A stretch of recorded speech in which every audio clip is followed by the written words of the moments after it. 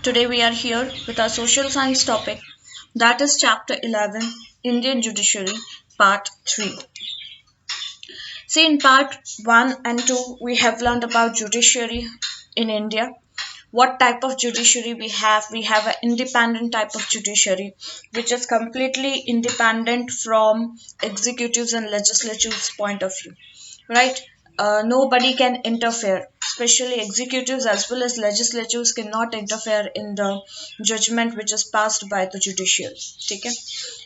And then after we have seen a pyramid, right? A triangular shaped pyramid we have seen, in which we learned about the Supreme Court, the High Court, and many other courts. Okay, कि हमारा judicial system federal systems में divide है. ठीक है, our judiciary is divided in a federal system. Okay, so the head of the country, or we can say the apex court of the country, is Supreme Court, right? About which we have learned the qualifications, what types of jurisdictions is passed by Supreme Court, what type of cases can be sued in Supreme Court, right? Like original jurisdiction, applied jurisdiction, in that manner. Okay, then advisory jurisdiction as well. So we have learned many things about Supreme Court. In the same manner, we have gone through high court also. High court का formation कैसा है, qualifications क्या चाहिए जजेस की, right? और court of records के बारे में हमने पढ़ा. So lots of we have learn. So we have already done the two apex courts of our country. One is Supreme Court at the country level or the national level. Other is High Court at the state level. And now we are going to learn about the subordinate courts. Okay. So let's start it.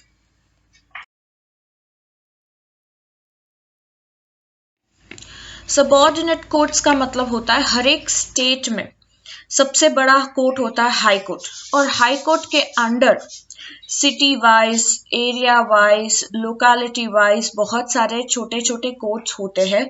District wise, villages में हम देखते हैं taluka wise, district wise, right, villages wise, तो उसे हम कहते हैं subordinate courts. Okay, under the guidance and supervision of the High Court of any state, there are district and taluka courts, fast track courts, pota courts, tribunals, and certain special courts. High court के supervision और guidance के base पर हर एक state में district court और taluka courts होते हैं, fast track courts, POTA courts, tribunals and certain special courts. ये अलग अलग टाइप के सबऑर्डिनेट कोर्ट्स होते हैं हाई कोर्ट्स और हाई कोर्ट्स के सुपरवाइजर और गाइडेंस के अंडर में.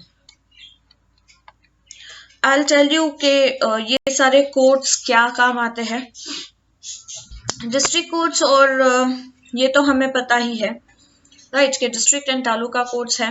दूसरा एक होता है fast track courts. Fast track courts usually जो बहुत ही फास्ट वर्किंग के लिए है. Let me tell you POTA courts क्या होता है. फर्स्ट, पोटा कोर्ट्स यानी प्रिवेंशन ऑफ टेररिज्म एक्ट को कहते हैं पोटा कोर्ट्स. ठीक है, जिसमें एक ऐसा एक्ट है जो टेररिस्ट अटैक से रिलेट करता है, तो वो सारे जाते हैं पोटा कोर्ट्स में. ओके, ट्रिब्यूनल कोर्ट्स में यूजुअली होता है कि अगर आपका मैटर पानी से रिलेटेड मैटर कोई है या ऐसा कोई रिलेटेड मैटर है तो you can go through tribunal courts. Fast track courts ये डिपार्टमेंट ऑफ जस्टिस में आता है. Fast track courts are the ad hoc institution setup to deal with a particular types of cases, right. ये बहुत सारे अलग अलग ऐसे केसेस पे डील करता है जिसमें पॉस्कोज होते हैं या ऐसे छोटे मोटे जो भी केसेस है. बट ये अदोक कोर्ट है, यानी हाई कोर्ट का एक ऐसा दूसरा पार्ट जिसमें हाई कोर्ट के अलावा के जो भी केसेस है वो फास्ट ट्रैक कोर्ट में, जिसमें बहुत ही फास्टली जस्टिस दिया जाता है.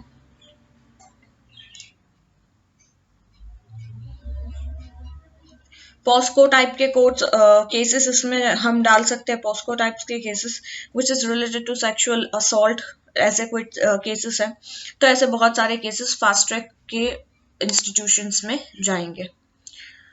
ठीक है, ये सारे केसेस के कोर्ट्स के बारे में हम डिटेल में आगे देखेंगे कि if any topic is given here then will surely go to it. Tribunal courts में फिर से एक बार क्लियर कर दूं, हमारे यहाँ बहुत सारे ट्रिब्यूनल कोर्ट्स हर एक स्टेट में यूजुअली होते हैं। ट्रिब्यूनल कोर्ट्स ऐसे कोर्ट्स को कहते हैं जनरली इज एनी पर्सन और इंस्टीट्यूशन विथ अथॉरिटी टू जज और डिटरमाइन क्लेम्स और डिस्प्यूट्स। ठीक है, जैसे कोई एडवोकेट है who appears before a court with a single judge could describe the judge as their tribunal। तो ट्रिब्यूनल कोर्ट्स या सिंपल कोर्ट्स का अगर मैं बोलूं कि कॉमन डिफरेंस ये है कि tribunal are form to deal with specific matters. ठीक है, और जो कोर्ट्स है, कॉमन कोर्ट्स है, वो सारे फॉर्म्स सारे टाइप्स के केसेस पर डील करते हैं। ट्रिब्यूनल जैसे कि दो पार्टीज हैं जिनके बीच में कोई इश्यू हुआ है तो वो ट्रिब्यूनल कोर्ट्स में जा सकते हैं, राइट। और यहाँ दूसरे कोर्ट्स में ऐसा कोई स्पेसिफिक पार्टी नहीं होती है, राइट, वहां जो इश्यू है वही वहां पे लेके जाया करता है। तो that is we called tribunal courts, यानी छोटे मोटे जो भी मैटर्स है विद इन स्टेट और we can say within a city और इन लोकल एरियाज, वो सारे ट्रिब्यूनल कोर्ट्स में जा सकते हैं। So each state is divided into an administrative unit called a district consisting of civil court, criminal court and revenue court। हर एक state में administrative units को डिवाइड किया गया है। कौन से बेस पर? डिस्ट्रिक्ट में आता है civil court, criminal court, revenue court. तो डिस्ट्रिक्ट में भी सिविल, क्रिमिनल और रेवेन्यू, ये 3 टाइप की कोर्ट्स होगी। तालुकाज में भी ऐसी ही 3 टाइप की कोर्ट्स होगी। ठीक है, सो हर एक एडमिनिस्ट्रेटिव यूनिट्स को इस तरीके से डिवाइड किया गया है स्टेट के। अब आता है डिस्ट्रिक्ट जज। हम डिस्ट्रिक्ट कोर्ट्स के बारे में पढ़ रहे हैं, तो लेट्स फर्स्ट अंडरस्टैंड डिस्ट्रिक्ट जज क्या है। The appointment and promotion of any individual to the post of district judge is done by the governor of the respective state in consultation with the high court of that state। किसी भी district जज का appointment या उसका promotion किसी भी individual की post अगर डिस्ट्रिक्ट जज के लिए आती है तो उसे अपॉइंट करता है हमारे गवर्नर, जो हमारे स्टेट के कोई भी स्पेसिफिक स्टेट के जो गवर्नर होते हैं। जैसे गुजरात स्टेट के गवर्नर है तो गुजरात डिस्ट्रिक्ट कोर्ट्स जजेस को अपॉइंट करेंगे। वो भी गवर्नर पहले हाई कोर्ट्स के कंसल्टेशन लेंगे, उसके बाद वो किसी भी डिस्ट्रिक्ट जज को अपॉइंट करेंगे। और अगर आपको डिस्ट्रिक्ट जज बनना है तो क्वालिफिकेशंस क्या होनी चाहिए? A person being appointed as a district judge should be a citizen of India। ये एक कॉमन क्वालिफिकेशन है for all the types of courts. ठीक है, हमने सुप्रीम कोर्ट में भी देखा, हाई कोर्ट में भी देखा, अब यहाँ पे भी देख रहे हैं कि उसे इंडियन सिटीजन होना चाहिए। Should possess a practice as an advocate for at least 7 years। किसी भी कोर्ट में उसकी एटलीस्ट 7 साल की प्रैक्टिस होनी चाहिए एज एन एडवोकेट। ठीक है, An officer in the judiciary or either the state or the central government too is eligible to be appointed as the judge of district court। इसके अलावा वो किसी भी जुडिशियरी का ऑफिसर होना चाहिए, चाहे वो स्टेट जुडिशियरी का ऑफिसर हो, चाहे वो सेंट्रल गवर्नमेंट के जुडिशियरी का ऑफिसर हो, इसे भी ये पर्सन भी एलिजिबल है अपॉइंट करने के लिए एज अ जज ऑफ सुप्रीम कोर्ट। ठीक है, ऑल अदर जजेस अदर देन द डिस्ट्रिक्ट जज are appointed by the governor or high court is in consultation with the state public service commission in accordance with the rules framed by the constitution। और इसके अलावा बाकी जितने भी जजेस हैं डिस्ट्रिक्ट जज के अलावा, ये सारे जजेस अपॉइंट होते हैं गवर्नर के थ्रू या हाई कोर्ट के कंसल्टेशन के through, right, with state public service commission के अकॉर्डेंस में, जहां जो हमारे कॉन्स्टिट्यूशन ने रूल्स फ्रेम किए हैं उसके बेसिस पर अदर जजेस डिस्ट्रिक्ट जज के अलावा। ठीक है, द जज who handles the civil suits is called the district judge। जो जज सिविल केसेस को हैंडल करता है उसे हम कहेंगे डिस्ट्रिक्ट जज। रिमेंबर, ये एमसीक्यूज में पूछा जा सकता है, who handles the civil suits or what type of judge you will call who handles the civil suits, so that is be called as district judge। ठीक है, and the judge who handles the criminal cases are called session judge। जो जज criminal cases को handle करता है उन्हें session जज कहेंगे। जो जज सिविल केसेस को हैंडल करता है उसे हम कहेंगे डिस्ट्रिक्ट जज। ठीक है, a district courts here the petitions challenging the judgements of the lower courts under it. तो स्टेट लेवल पे सबसे पहले टॉप ऑफ अपेक्स पे आता है हाई कोर्ट, उसके नीचे आता है डिस्ट्रिक्ट कोर्ट, ठीक है। तो डिस्ट्रिक्ट कोर्ट ऐसे पिटिशंस के चैलेंजिंग के जजमेंट को सुनेगी जो लोअर कोर्ट से आए हुए हैं, यानी डिस्ट्रिक्ट के नीचे की जितनी भी कोर्ट्स है वहां से कोई केसेस ऊपर आया है डिस्ट्रिक्ट कोर्ट के पास, ऐसे भी पिटिशंस अगर चैलेंज किया है तो उसे वो जजमेंट देगी। All the civil suits of ₹1 lakh or more either by the government or against the government are carried out in the district civil court। जैसे हमने कहा कि डिस्ट्रिक्ट जज किसे कहेंगे, जो सिविल सूट्स को यानी सिविल केसेस को सुनता है उसे हम डिस्ट्रिक्ट जज कहेंगे। तो जितने भी सिविल केसेस है जहां पे 1 लाख से ज्यादा, 1 लाख या 1 लाख से ज्यादा, वो चाहे गवर्नमेंट का हो या गवर्नमेंट के अगेंस्ट हो, ऐसे सारे केसेस डिस्ट्रिक्ट सिविल कोर्ट्स में जाएंगे, ठीक है। सिविल कोर्ट्स में यूजुअली मनी रिलेटेड मैटर जाते हैं, लैंड रिलेटेड मैटर्स जाएंगे, जहां जुर्माना या किसी ने किसी का पैसा खा लिया, कोई जमीन खा गया, इन दैट मैनर, ठीक है, ये सिविल कोर्ट्स में जाएगा। तो जज of district court has the power to run the cases of, इसके अलावा लैंड रिलेटेड अलावा कौन से सिविल केसेस होते हैं, सिविल केसेस में marriage, divorce, alimony, reforms, cases of parental custody के अगर डाइवोर्स हुआ है तो अब जो अगर उनका बच्चा है तो वो किसके साथ रहेगा, किसके, तो पैरेंटल कस्टडी से रिलेटेड केसेस।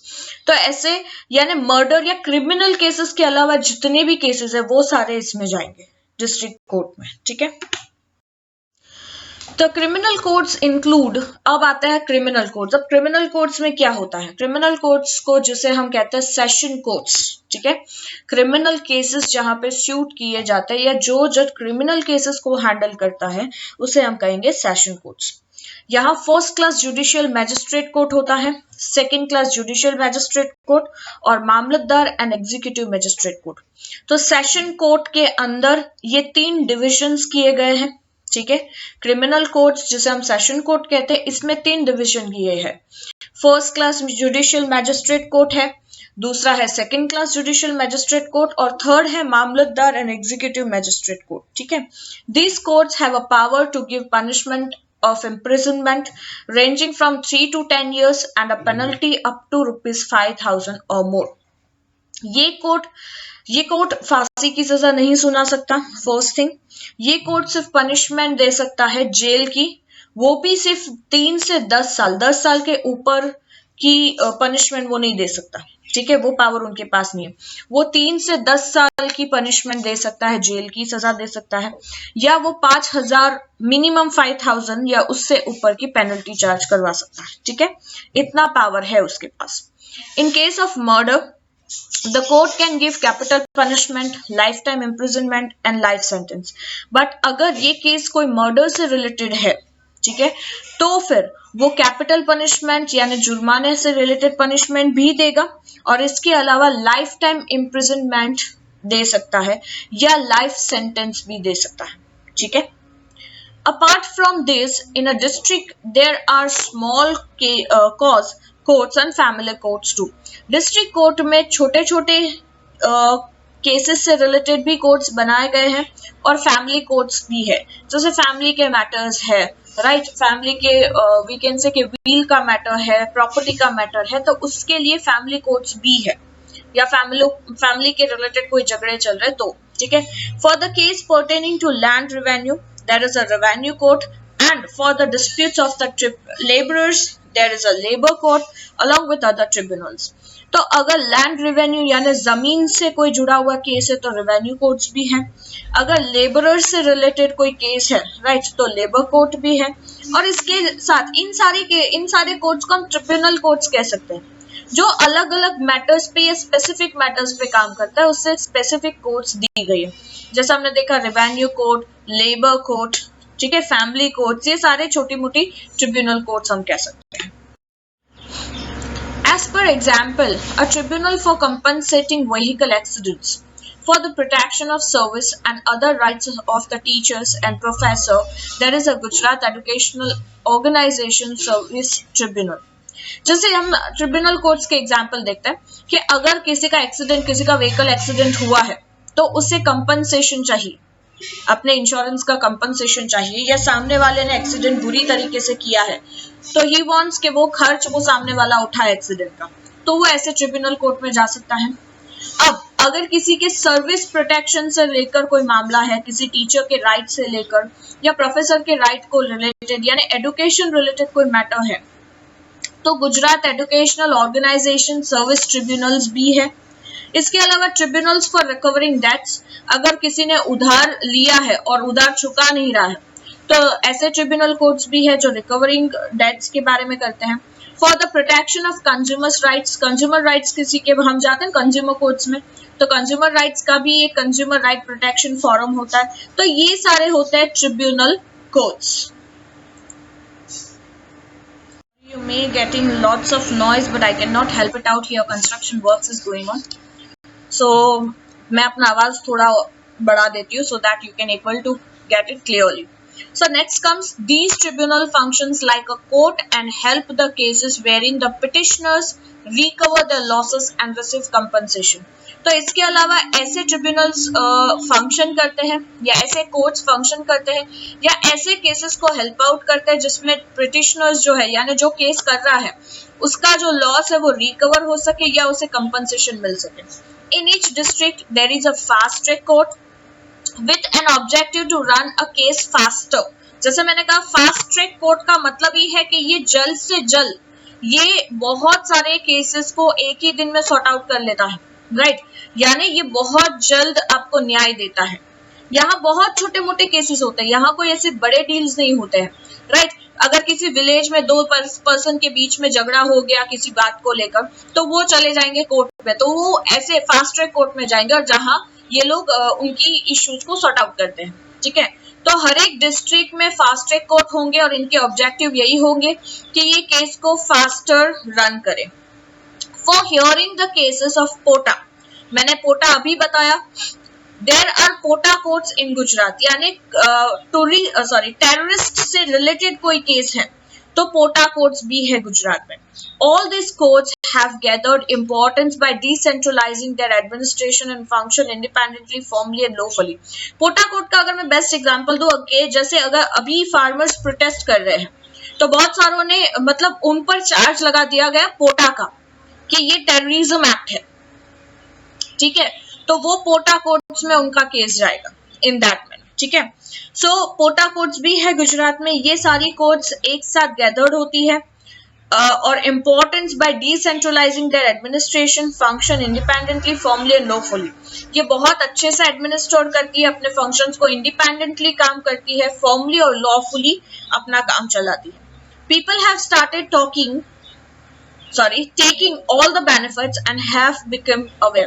तो लोगों ने इन सारे कोड्स के बेनिफिट्स लेना शुरू किया है और काफी हद तक वो अपने साथ हुआ गलत जो भी है उससे अवेयर भी हुए हैं कि अगर मेरे साथ कुछ गलत हुआ है, अगर कंज्यूमर के साथ कुछ गलत हुआ है तो कंज्यूमर कोर्ट जैसी कोई चीज है जहां वो जाके खुद को न्याय दे सकते हैं। अब आता है लोक अदालत। ये लोक अदालत जो है ये ऐसा ही कोर्ट है जैसे हम इसको in one manner fast track court जैसा कह सकते हैं। लोक अदालत दिन में 100 से भी ज्यादा केसेस सॉर्ट आउट करती है, ठीक है। लोक अदालत यानी लोगों की अदालत, okay। Gujarat state is forced to start lok adalats to provide speedy and economical justice to the poor, weak and exploited sections of the society।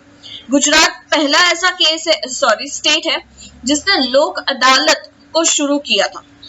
ये लोक अदालत का सबसे बड़ा ऑब्जेक्टिव ये है कि एक तो ये स्पीडी जजमेंट देती है, ये बहुत सस्ता है, राइट, इकोनॉमिकल जस्टिस देती है यानी ये महंगा, हम यूजुअली सोचते हैं जो पुअर है, जो वीक है, जो एक्सप्लॉइटेड है, वो ये सोचता है कि हम भाई कोर्ट कचहरी के मामलों में पड़ना नहीं चाहते, राइट। क्यों?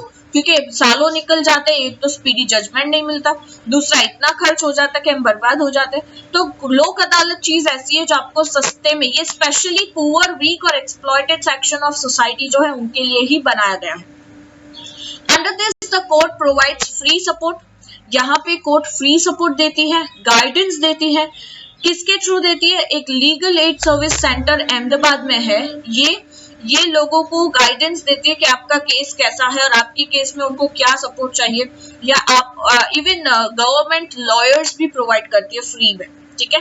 लोक अदालत function voluntarily even on Sundays, ये अदालत संडेज को भी काम करती है, राइट, एंड हॉलीडेज पर भी ये काम करती है। ये district taluka headquarters as per the convenience of the petitioner, petitioner के कन्वीनियंस के हिसाब से डिस्ट्रिक्ट और तालुका के हेडक्वार्टर्स पर भी ये अवेलेबल होता है।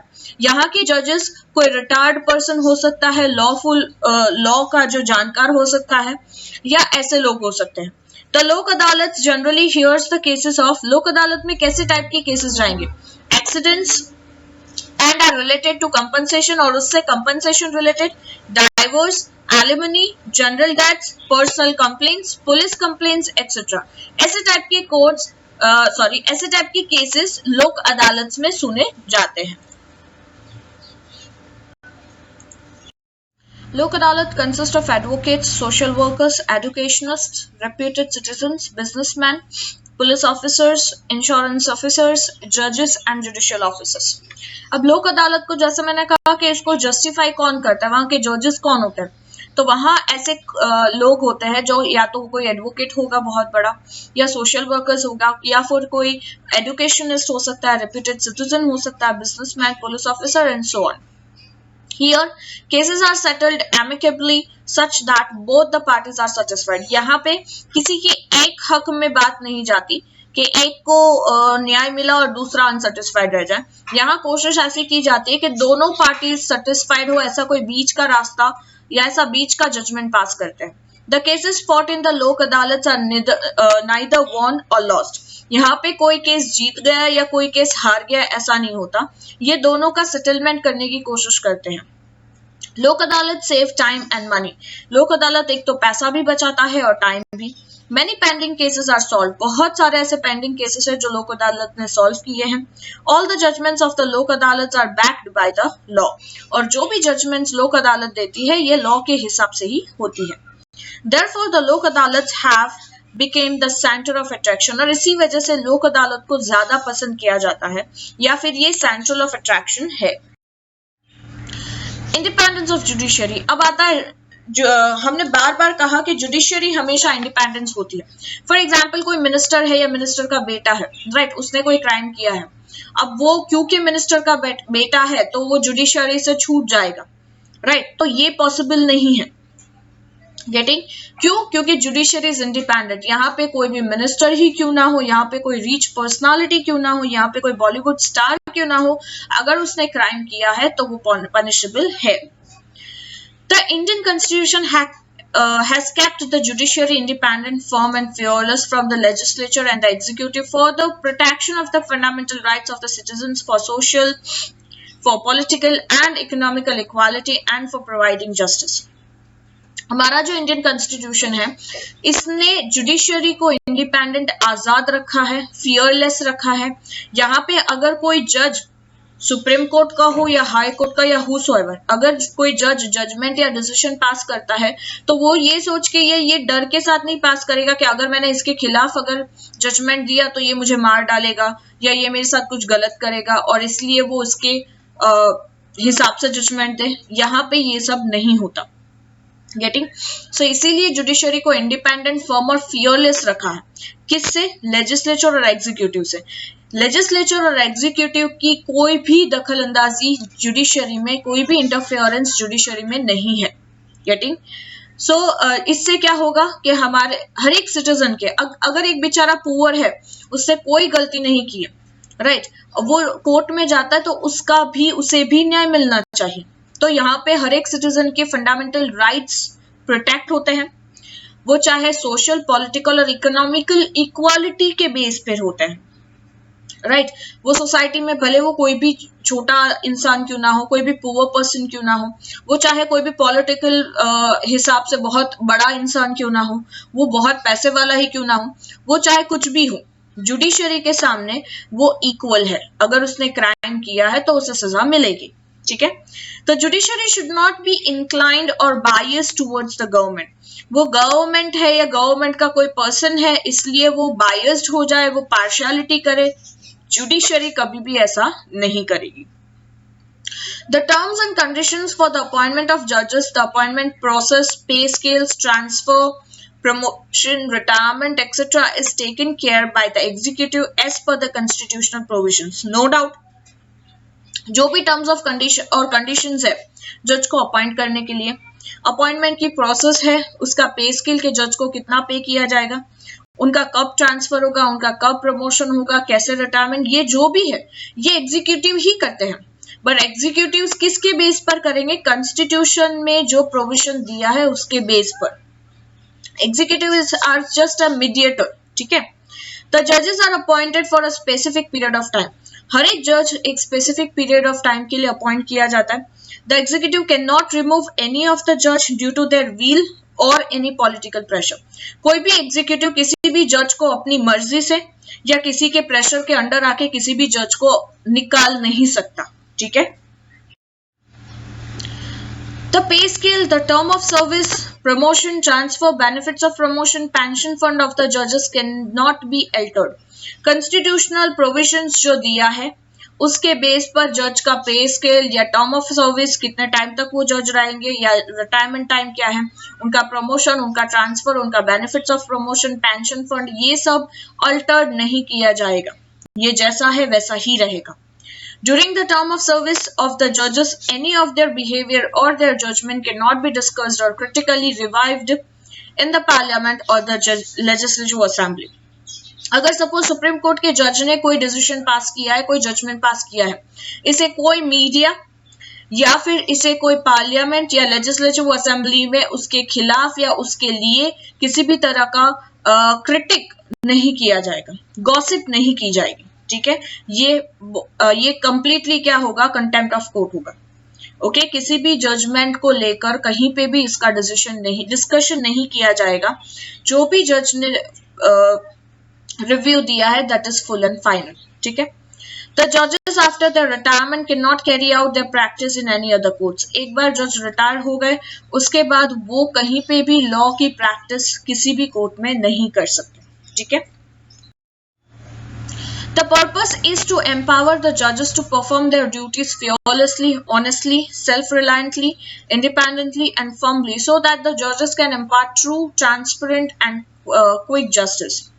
ये purpose इंडिपेंडेंस जुडिशरी को रखा गया, इसका पर्पस ही ये है कि जजेस के पास एक एम्पावरमेंट हो, अपने लिए कॉन्फिडेंस हो कि वो अपनी ड्यूटीज को बिना किसी से डरे, ईमानदारी से, राइट, सेल्फ रिलियंटली, अपने उन्हें जिस हिसाब से जो सही लगता है, यानी वो अकेला डिसीजन नहीं लेता। We have seen supreme court में 28 अदर जजेस होते हैं और एक चीफ जस्टिस होता है, उन सबके डिस्कशंस के बेस पर डिसीजन लिया जाता है। इंडिपेंडेंटली और फर्मली अपना डिसीजन दे, राइट, और जज की कोशिश यही होगी कि वो ट्रू, ट्रांसपेरेंट और quick justice they. The Indian Constitution has given the judiciary an independent, impartial and uniform place. तो हमारे इंडियन कॉन्स्टिट्यूशन ने जुडिशरी को इंडिपेंडेंट, यानी वो आजाद है अपने डिसीजंस में, वो किसी के दबाव में कभी भी कोई जजमेंट नहीं पास करेगा। इम्पार्शियल यानी यहाँ कोई भी तरह की पार्शियलिटी वो नहीं करेगा। और यूनिफॉर्म, यहाँ आप कोई भी जाओ उसे हमेशा इक्वली ट्रीट किया जाएगा, ठीक है, वो चाहे रिच हो, वो चाहे पुअर हो। In the eye of justice, in the eye of judiciary, each and every person is equal. The cases of public welfare, the question of public welfare or important problems pertaining to public welfare can be written on a simple postcard or an ordinary letter to the Supreme Court. अगर कोई public welfare से related कोई case है, क्या कोई question है public welfare से related, या कोई इंपॉर्टेंट ऐसी प्रॉब्लम है पब्लिक वेलफेयर से रिलेटेड, तो कोई भी सुप्रीम कोर्ट में एक सिंपल से पोस्ट कार्ड में या एक ऑर्डिनरी लेटर उन्हें लिख सकता है और सुप्रीम कोर्ट उस पर गौर करेगी। In the past, the Supreme Court has treated such matters as petitions and has given trend-setting judgments. पहले भी पास्ट में भी सुप्रीम कोर्ट ने ऐसे बहुत सारे मैटर्स को ध्यान में रखकर पिटिशंस की तरह लिया है और उसमें बहुत सारे अच्छे जजमेंट और एक इम्प्रूवमेंट या डेवलपमेंट वाले जजमेंट्स पास किए हैं। This has proved the vigilance of the judiciary in the public. ये प्रूव है कि इसी तरीके से कि जुडिशरी पब्लिक के हक में हमेशा काम करती है या पब्लिक के वेलफेयर के लिए काम कर रही है। इसके साथ कभी भी कोई मिसकन्वीनियंस नहीं होगा, राइट, या किसी को भी अनजस्टिस फील नहीं होगा। At present, there are about 3.5 crore pending cases in are judiciary. आज अगर हम देखें तो 3.5 करोड़ पेंडिंग केसेस है जुडिशरी में। इसका कारण यह है कि इनसफिशिएंट नंबर ऑफ कोर्ट्स काफी कम पड़ रही है, जजेस और स्टाफ भी काफी कम पड़ रहे हैं, और कहीं ना कहीं यही एक कारण है कि जस्टिस देने में भी डिले होता है। The present central government has undertaken the task of reframing 1,500 old and irrelevant laws। और आज की हमारी सेंट्रल गवर्नमेंट ने ये टास्क लिया है कि जितने भी 1,500 पुराने और इररिलेवेंट लॉज है उसे हटा देगी या उसे रिफ्रेम करेगी, फिर से फॉर्म करेगी। जो फालतू के लॉज है उसे हटाने की कोशिश कर रही है या उसके जगह कोई प्रॉपर या अच्छा लॉ फ्रेम करेंगे। So this was the today's chapter. It's all about the Indian judiciary, right? And hope you enjoyed this chapter. Hope you understood the judicial system of India. Okay, and here this chapter gets end. We'll meet in next lecture with new chapter. Up till bye bye. Take care all of you.